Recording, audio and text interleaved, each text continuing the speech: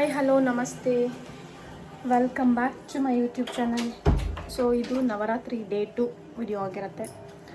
So ಇವತ್ತು ನನ್ನ ದಿನ ಹೇಗೆ ಕಳೆಯುತ್ತೆ ಅಂತ ನಾನು ನಿಮ್ಮ ಜೊತೆ ಶೇರ್ ಮಾಡ್ಕೋತೀನಿ. ಇವತ್ತು ಕಲರ್ ಬಂದುಬಿಟ್ಟು red colour. So red sari wear ಮಾಡಬೇಕು. ರೆಡ್ ಸ್ಯಾರಿ ವೇರ್ ಮಾಡಿ ದೇವಸ್ಥಾನಕ್ಕೆ ಹೋಗೋ ವಿಡಿಯೋಸ್ ಎಲ್ಲ ನಾನು ನಿಮ್ಮ ಜೊತೆ ಶೇರ್ ಮಾಡ್ಕೋತೀನಿ. ನೋಡ್ತಾ ಇರಿ ಇವತ್ತಿನ ದಿನ ಎಲ್ಲ ಹೇಗೆ ಹೋಗುತ್ತೆ ಅಂತ ನೋಡೋಣ. ಸೊ ಈ ಸ್ಯಾರಿನ ಇವತ್ತು ಉಟ್ಕೊಳ್ಳೋಣ ಅಂತ ಇಟ್ಕೊಂಡಿದ್ದೀನಿ. ಇದು ಮೈಸೂರು ಸಿಲ್ಕ್ ಸ್ಯಾರಿ ಆ್ಯಂಡ್ ಈ ಬ್ಲೌಸ್ ಬಂದು ಮೀಶೋಯಿಂದ ತರಿಸ್ಕೊಂಡಿರೋದು. ಇದು ಇವತ್ತಿನ ರಂಗೋಲಿ ಆಗಿರುತ್ತೆ.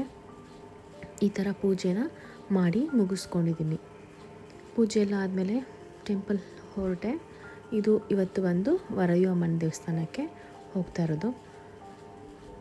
ಸೊ ತುಂಬ ಜನ ಇರ್ತಾರೆ ಅಂತ ಅಂದ್ಕೊಂಡು ಬಂದ್ವಿ. ನೋಡಿದ್ರೆ ಏನು ಅಷ್ಟೊಂದು ಜನ ಇರಲಿಲ್ಲ. ಯೂಶ್ವಲಿ ಮಂಗಳವಾರ ಶುಕ್ರವಾರ ಈ ದೇವಸ್ಥಾನದಲ್ಲಿ ಸಿಕ್ಕಾಪಟ್ಟೆ ರಶ್ ಇರ್ತಾರೆ. ಬಟ್ ಆದರೂ ಕೂಡ ಮಂಗಳವಾರ ಆಗಿದ್ದರೂ ಕೂಡ ನಾವು ಬಂದಿದ್ದ ಟೈಮ್ಗೆ ಯಾರೂ ಇರಲಿಲ್ಲ. ನೋಡ್ಬೋದು ನೀವು ಇಷ್ಟೇ ಜನ ಇದ್ದಿದ್ದು. ಸೊ ಹಾಗಾಗಿ ಡೈರೆಕ್ಟಾಗಿ ಹೋಗಿ ಬೇಗ ದರ್ಶನ ಮಾಡ್ಕೊಂಡು ಬಂದ್ವಿ. ಇದು ನೀವೇನು ನೋಡ್ತಾ ಇದ್ದೀರಲ್ಲ, ಇದು ದೇವಸ್ಥಾನದ ಒಳಗಡೆ ಗೊಂಬೆನ ಕೂರಿಸಿದ್ದು.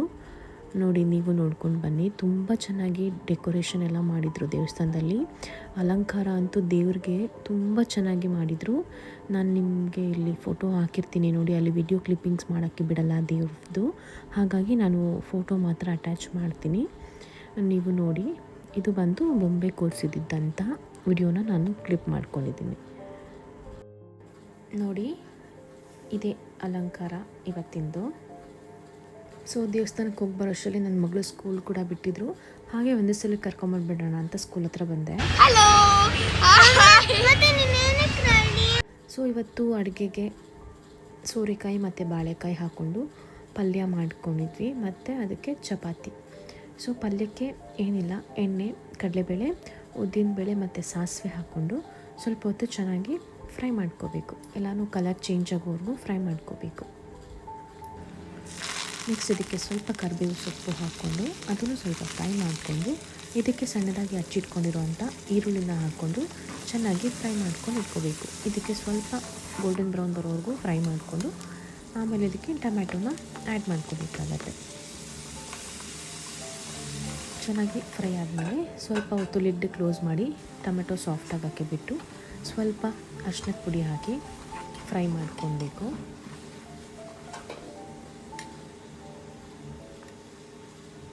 ಸ್ವಲ್ಪ ಫ್ರೈ ಆದಮೇಲೆ ಬೆಳ್ಳುಳ್ಳಿನ ಜಜ್ಜಿಟ್ಕೊಂಡಿರ್ತೀವಲ್ಲ ಅದನ್ನು ಕೂಡ ಹಾಕ್ಕೊಂಡು ಮತ್ತು ಲಿಡ್ ಕ್ಲೋಸ್ ಮಾಡಿಕೊಂಡು ಸ್ವಲ್ಪ ಹೊತ್ತು ಬೇಯಿಸ್ಕೊಂಡು ಮಿಕ್ಸ್ ಮಾಡ್ಕೋಬೇಕಾಗತ್ತೆ.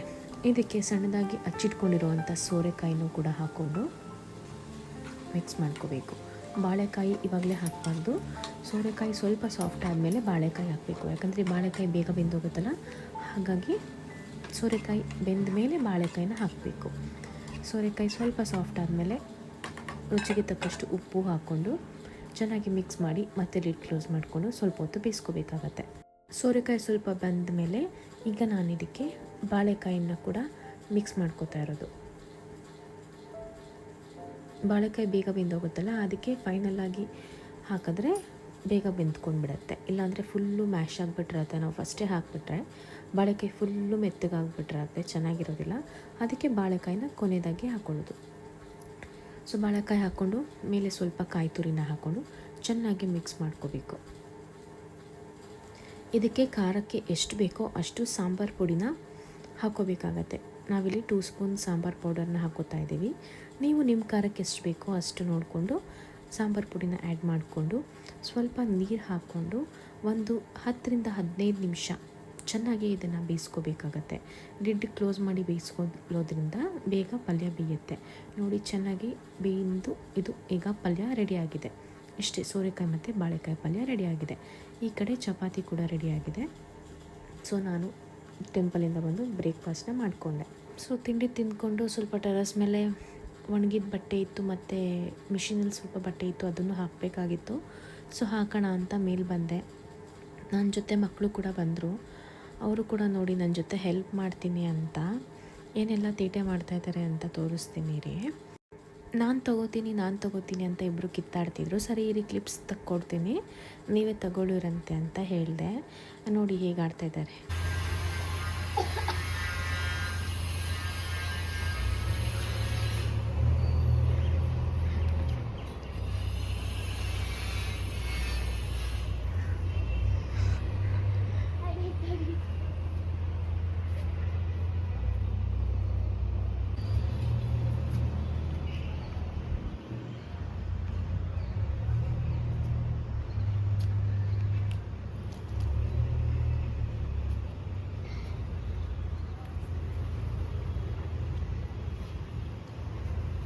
ನಿಧಾನ ಕಣೋ, ಅದು ಬೇಡ, ಇದು ಇವಾಗ ಹಾಕಿರೋದು, ಆ ಕಡೆ ಹಾಕಿರೋದು ಮಾತ್ರ ಎತ್ಕೊಳ್ಳಿ.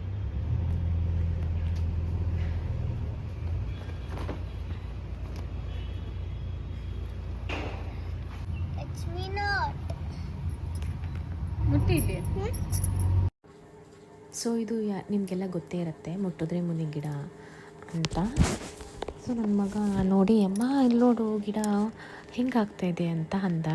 ಸೊ ಹಾಗಾಗಿ ಈ ವಿಡಿಯೋನ ಹಾಗೆ ಕ್ಲಿಪ್ ಮಾಡಿಕೊಂಡೆ. ನನ್ನ ಮಗಳಿಗೆ ಎಲ್ಲ ಸ್ಕೂಲಲ್ಲಿ ಎಕ್ಸಾಮ್ಸ್ ಮುಗಿದ್ರು ನನ್ನ ಮಗಳು ಸ್ಕೂಲಲ್ಲಿ ಇನ್ನೂ ಎಕ್ಸಾಮ್ ಮುಗ್ದಿಲ್ಲ. ಸೊ ನೆಕ್ಸ್ಟ್ ಡೇ ಅವಳಿಗೆ ಕಂಪ್ಯೂಟರ್ ಎಕ್ಸಾಮ್ ಇತ್ತು. ಸೊ ಹಾಗಾಗಿ ಅವಳಿಗೆ ಪ್ರಿಪೇರ್ ಮಾಡಿಸ್ತಾ ಕೂತ್ಕೊಂಡಿದ್ದೆ. ಅದಾದಮೇಲೆ ಎಲ್ಲ ಕಂಪ್ಲೀಟ್ ಆಯಿತು. ಸೊ ಮಕ್ಕಳನ್ನೆಲ್ಲ ಒಂದು ರೌಂಡು ದೇವಸ್ಥಾನಕ್ಕೆ ಕರ್ಕೊಂಡು ಹೋಗೋದು ಬರೋಣ. ಬೆಳಗ್ಗೆ ಅಂತೂ ಕರ್ಕೊಂಡು ಹೋಗೋದಕ್ಕಾಗಲ್ಲ, ಸೊ ಸಂಜೆ ಕರ್ಕೊಂಡು ಹೋಗೋಣ ಅಂತ ಹೇಳಿ ಫಸ್ಟು ನಾವು ಮಂಗಳವಾರ ಆಗಿದ್ದರಿಂದ ಸುಬ್ರಹ್ಮಣ್ಯ ಸ್ವಾಮಿ ದೇವಸ್ಥಾನಕ್ಕೆ ಕರ್ಕೊಂಡು ಬಂದ್ವಿ.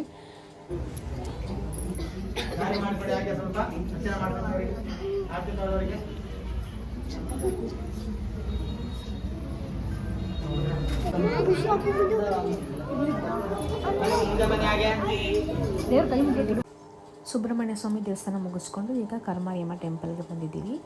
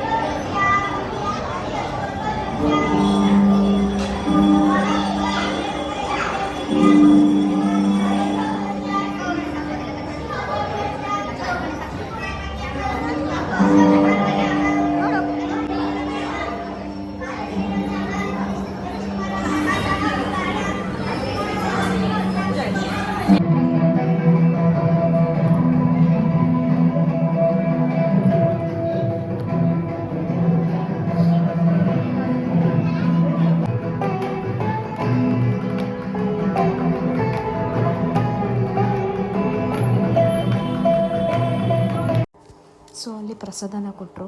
ಎಲ್ಲರೂ ಪ್ರಸಾದನ ತಿಂದ್ಕೊಂಡು ಮನೆ ಕಡೆ ಹೊರಟು ಬಂದ್ವಿ. ಸೊ ನೋಡಿದ್ರಲ್ಲ ಇವತ್ತಿನ ಬ್ಲಾಗ್ ಇದಾಗಿತ್ತು. Thank you so much.